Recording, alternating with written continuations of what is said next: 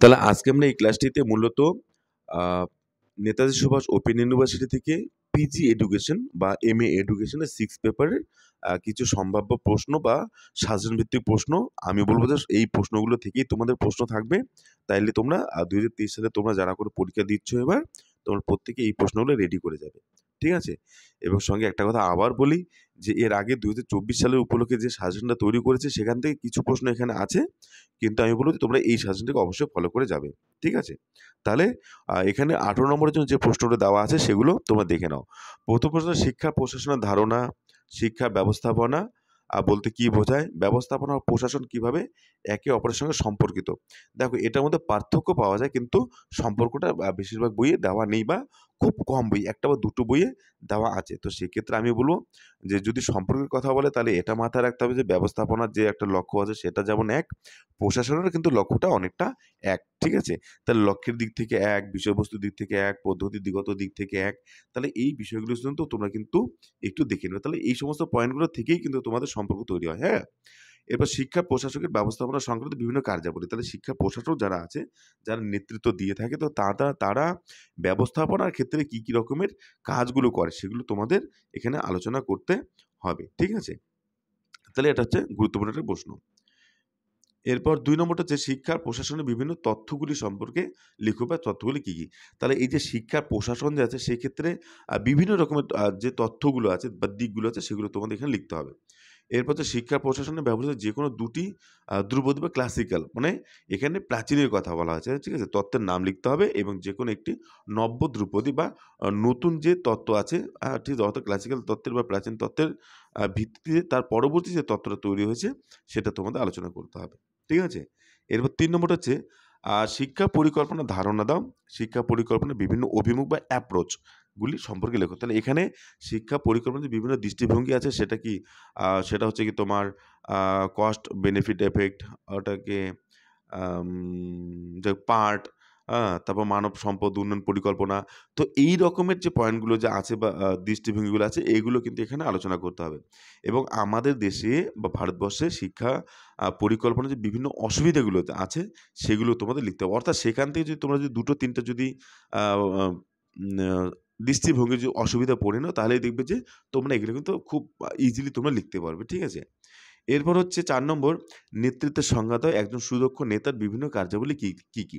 অর্থাৎ তোমরা যদি আ ম্যা শিক্ষা ব্যবস্থাপনার যদি কোনো বই দেখো তাহলে দেখবে যে প্রধান শিক্ষক বা প্রিন্সিপাল বা অধ্যাপক আ এরকম আছে বা শিক্ষক। তো তার যে বিভিন্ন কার্যাবলীগুলো রয়েছে নেতা হিসেবে, নেতৃত্ব হিসেবে, তাহলে সেগুলোই কিন্তু এখানে ঢুকে যাবে। ঠিক আছে? এরপর হচ্ছে শিক্ষা প্রশাসনের পরিপ্রেক্ষিতে নেতৃত্বের আচরণবাদী তত্ত্বটি কিন্তু তোমাদের এখানে আলোচনা করতে বলা হয়েছে। ঠিক আছে? তাহলে এটাও কিন্তু একটা গুরুত্বপূর্ণ একটা জায়গা এবং ভালো প্রশ্ন। ঠিক আছে? এরপর শিক্ষা প্রশাসনের প্রকৃতি ও পরিধি আলোচনা করো। শিক্ষাক্ষেত্রে তোমাদের ব্যবস্থাপনার ভূমিকা ব্যাখ্যা করো। ঠিক আছে? তাহলে এটাও কিন্তু একটা গুরুত্বপূর্ণ। তাহলে এখানে আমি বেশি প্রশ্ন দেইনি। ও আচ্ছা, যাই হোক। তো আমি এখানে আরো ২ টো প্রশ্ন আছে আমি দেখিনি। তো এরপর শিক্ষা প্রশাসনের নেতৃত্বের ধারণা, অর্থাৎ এর আগের যে প্রশ্নটা যে নেতৃত্ব কি সেটাই শিক্ষা প্রশাসনের পরিপ্রেক্ষিতে তোমরা দেখবে। অর্থাৎ একটাই প্রশ্ন একটু ঘুরিয়ে লিখলে হয়ে যাবে। এবং পরিস্থিতি ওর যে নেতৃত্বে এটা একটা তত্ত্ব আছে, ঠিক আছে? তো এটা তোমাদের এখানে আলোচনা করতে হবে, ঠিক আছে? এরপর হচ্ছে শিক্ষাক্ষেত্রে গুণমান, হুম?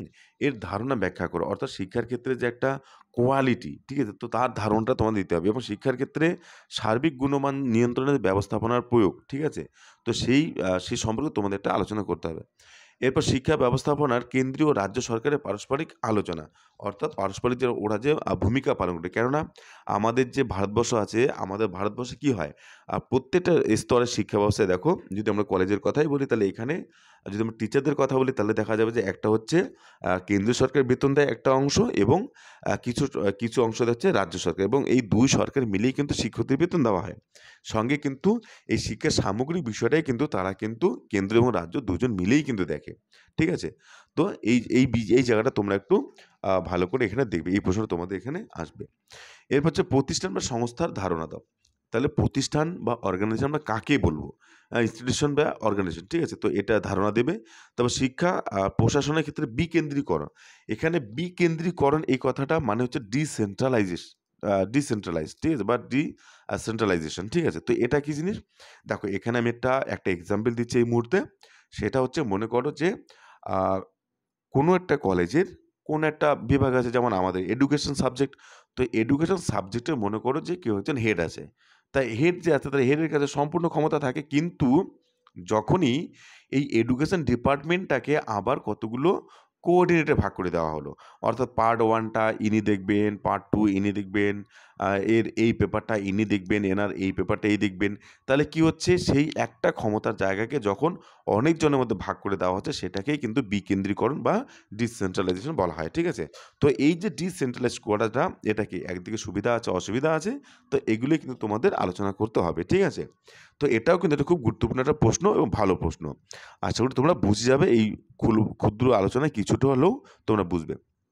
এরপর হচ্ছে শিক্ষার প্রশাসন সম্পর্কে এনইপি অর্থাৎ ন্যাশনাল এডুকেশন পলিসি ১৯৮৬ এবং রামামূর্তি কমিটি যে আছে এর বক্তব্য, অর্থাৎ এর সুপারিশগুলো তোমাদের লিখবে। ঠিক আছে? তো সেখানে প্রশাসনের ক্ষেত্রে কী কী বলা হয়েছে, অর্থাৎ অ্যাডমিনিস্ট্রেটিভ বা প্রশাসনের জায়গা থেকে কী কী রিকমেন্ডেশন করা হয়েছে, সেগুলো তোমরা একটু দেখে নেবে এবং সেগুলো তোমাদের এখানে জানতে চাওয়া হয়েছে। ওকে?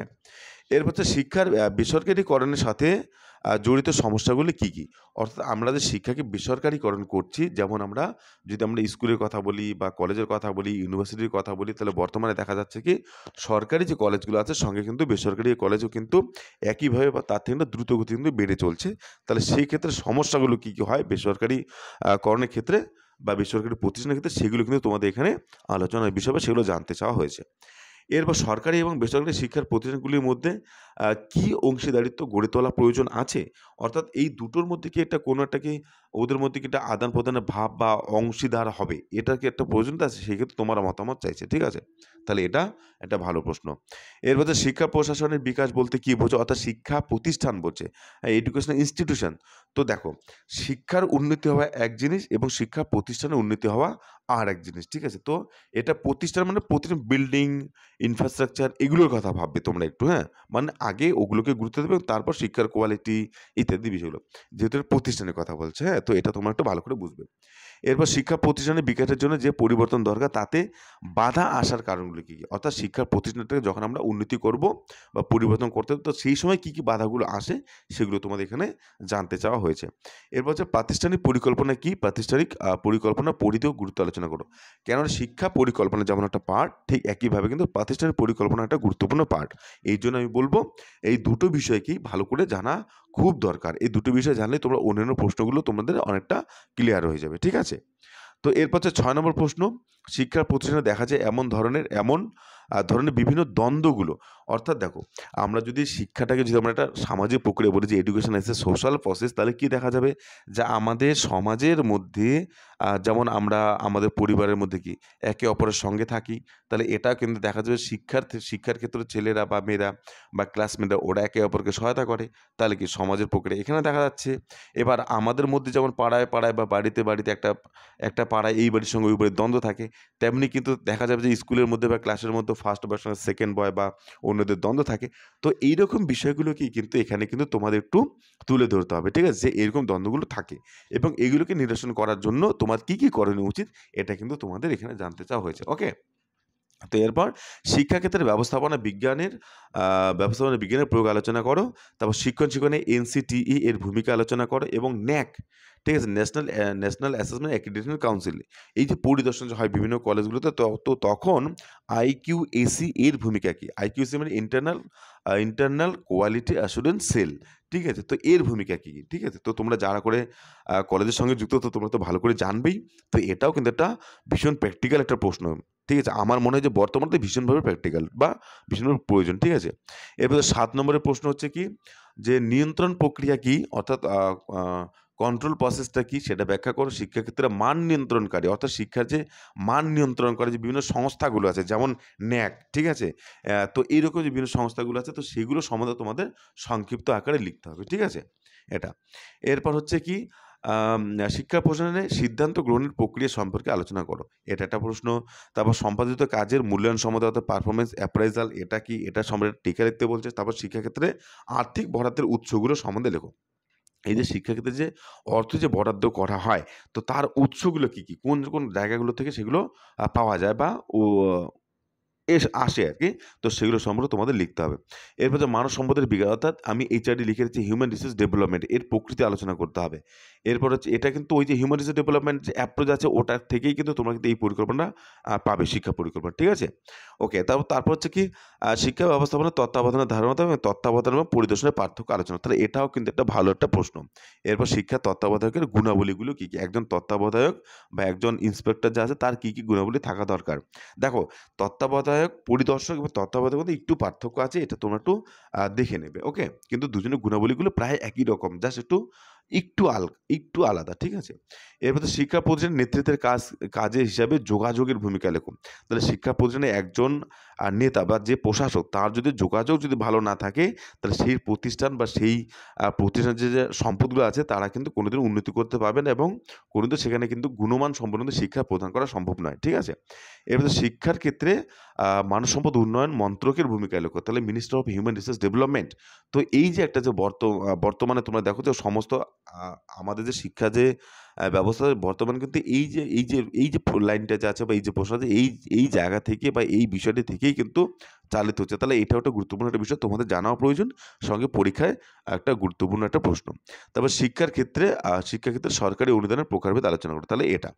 আ তাহলে আমি এখানে যে সমস্ত প্রশ্নগুলো বললাম, আমি এগুলো এই কারণেই একটু আ আ সংক্ষিপ্ত আকারে বলার চেষ্টা করলাম যাতে তোমাদের সবার যাতে প্রশ্নগুলো একটু বুঝতে সুবিধা হয়। ঠিক আছে? কারণ প্রশ্নগুলো একটু মনে হতে পারে যে একটু আলাদা রকমের। ওকে?